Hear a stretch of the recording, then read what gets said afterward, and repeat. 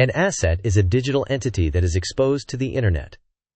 Assets include domains, IP addresses, subdomains, SSL or TLS certificates, hosts, and web pages. Let's navigate to the Asset Overview page in EASM Admin Portal. As you can see, the Assets Overview dashboard has a collection of interactive widgets that present information on the assets based on various parameters, such as risk level, risk score, trend, distribution across geographic locations, sensitive information exposure via hostnames, distribution of SSL or TLS versions on the assets, etc., using appropriate graphical visualizations. It provides a consolidated view of your organization's exposed assets, highlighting the most vulnerable and risky assets to help you prioritize safeguarding business-critical assets and taking appropriate risk remediation steps. The information presented in the Assets Overview dashboard corresponds to your organization selected on the top right corner. You can use this drop-down menu to select the organization for which you want to view the dashboard. You can also see the timestamp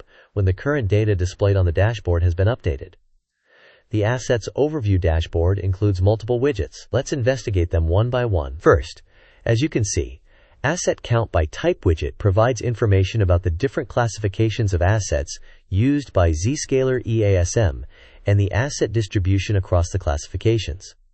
The asset classifications that are available here are domains, hosts, web pages, certificates, ASNs, IP addresses, IP blocks.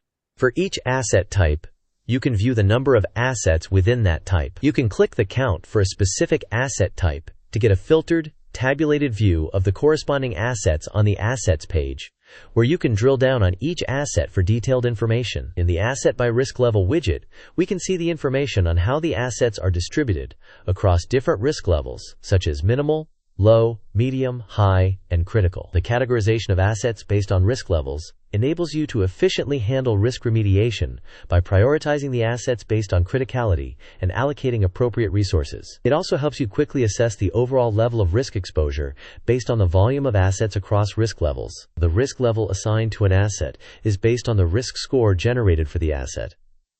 Next, the Asset Overtime by Risk Level widget provides information about the trends of asset exposure over a specific period, using a line graph that plots the number of assets against specific timelines. You can customize the information shown by this graph using multiple options.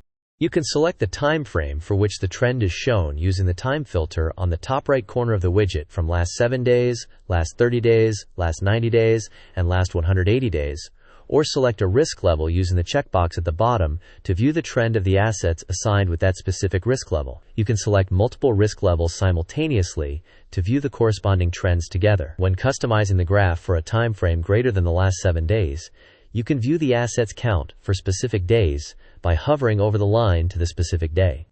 Scroll down to Top Locations by Asset widget, and this widget provides a worldwide proportional symbols map that plots the geographical regions or countries with the number of exposed assets attributed to your organization.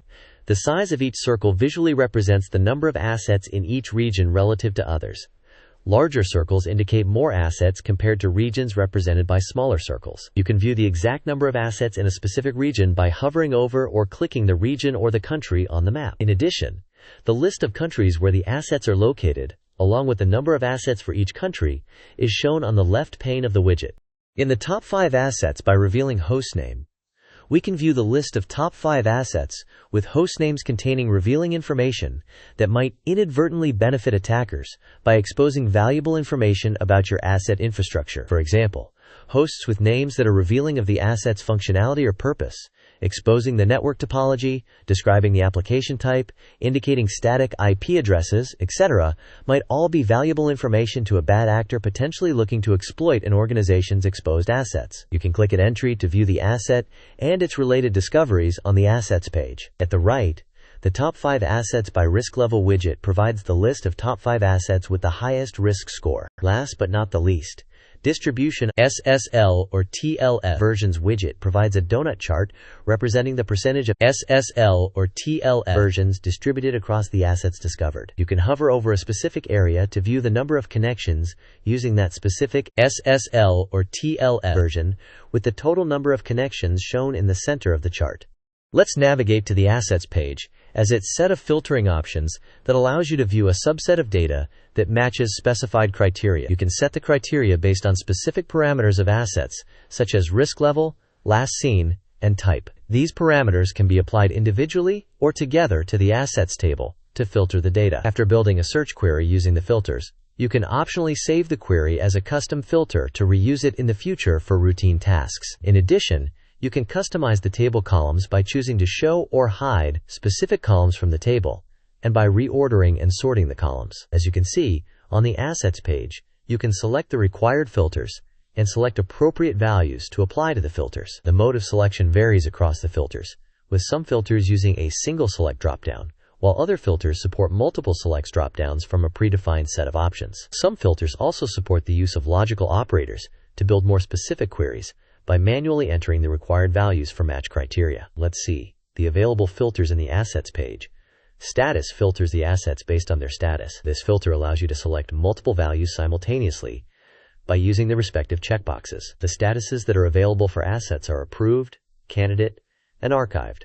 Risk level filters the assets based on their criticality into minimal, low, medium, high, and critical risk levels, depending on the values chosen. This filter allows you to select multiple values simultaneously by using the respective checkboxes. The risk level assigned to an asset is based on the dynamic risk score generated for the asset. Last seen filters the assets based on when they were last detected in the EASM asset scan. This filter allows you to obtain the list of exposed assets that were observed in the most recent scans to a much greater range of timeline of 1 year. This filter supports single value selection using a drop-down menu and comes with the following options: within 7 days, within 30 days, within 90 days, and within 1 year. Next is type filter, that filters the assets based on the type into which the asset is classified by EASM.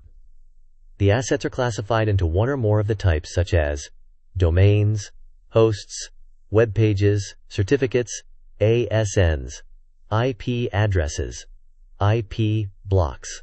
This filter allows you to select multiple values simultaneously by using the respective checkboxes.